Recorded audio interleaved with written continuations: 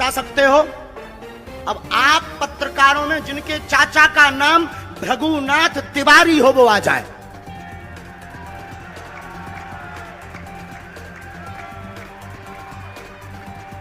आपके चाचा का नाम भृगुनाथ तिवारी?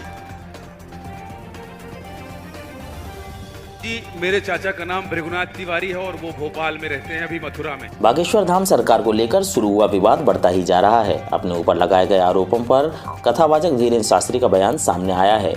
सोशल मीडिया पर कई दिनों से बागेश्वर धाम सरकार को लेकर कई बातें कही जा रही हैं। कथावाचक आचार्य धीरेन्द्र शास्त्री पर कई सवाल उठाए जा रहे हैं। उन्हें लेकर कहा जा रहा है कि वो देश में अंधविश्वास फैलाने का काम कर रहे हैं। उनके पास कोई सिद्धि नहीं है, बल्कि वो लोगों की भावनाओं के साथ खेल रहे हैं। धीरेन्द्र शास्त्री पर ये सभी आरोप महाराष्ट्र की एक संस्थान ने लगाया है। बागेश्वर धाम सरकार से प्रसिद्ध कथावाचक धीरेन्द्र शास्त्री ने अपने ऊपर लगाए गए आरोप पर खुलकर बयान जारी किया है।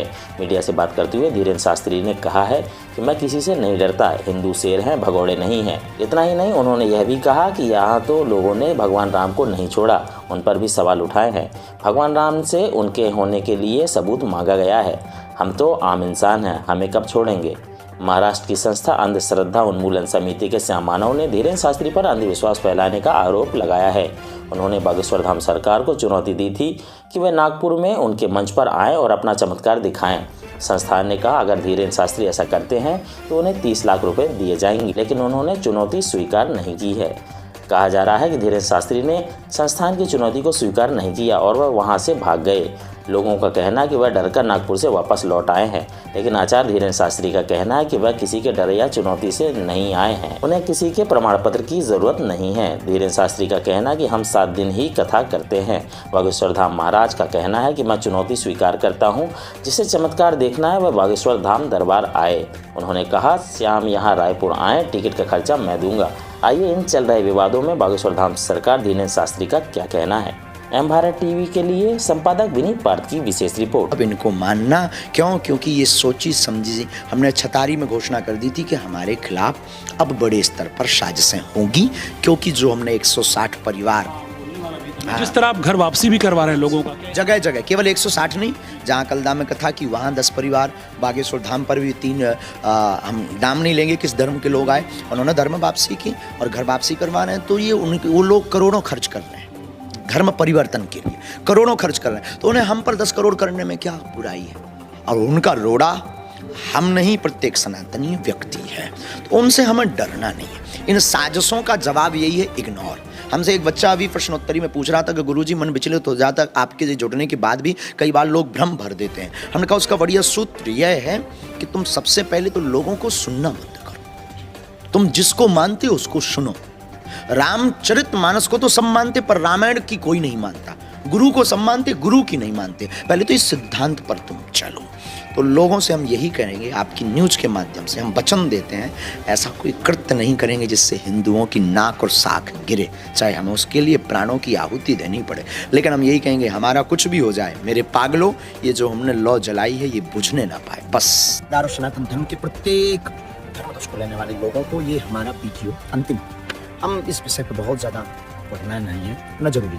जब से सनातन धर्म के लिए घर वापसी का मुद्दा उठाया, तब से आए दिन षड्यंत्र लगातार किए जा रहे हैं। हमें गिरना नहीं है, रुकना नहीं है। बस आप लोगों से प्रार्थना है कि आपको बहुत सक्रिय होना है और आपको दीपक ये बुझने नहीं देना है। और नागपुर वाले विषय पर उन्होंने कोई भी लीगली चुनौती नहीं दी, न कार्ड भेजा।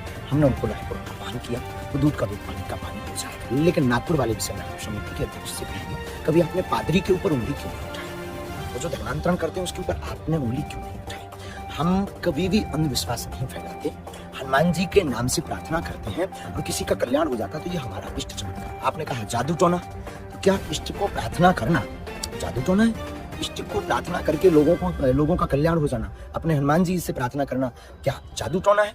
अगर ऐसा है तो भारत का प्रत्येक व्यक्ति को जेल जाने योग्य, सनातनी प्रत्येक जेल जाने के योग्य, भर दो सब सनातनियों को जेल में। और आप निर्णय कैसे करेंगे कि ये श्रद्धा है कि अंधश्रद्धा है? इस भारत में कितने ज्योतिषाचार्य नहीं है जो ग्रहों की चाल बताते हैं, तो क्या वो अंधविश्वास है? उनको भी फिर जेल जाना चाहिए।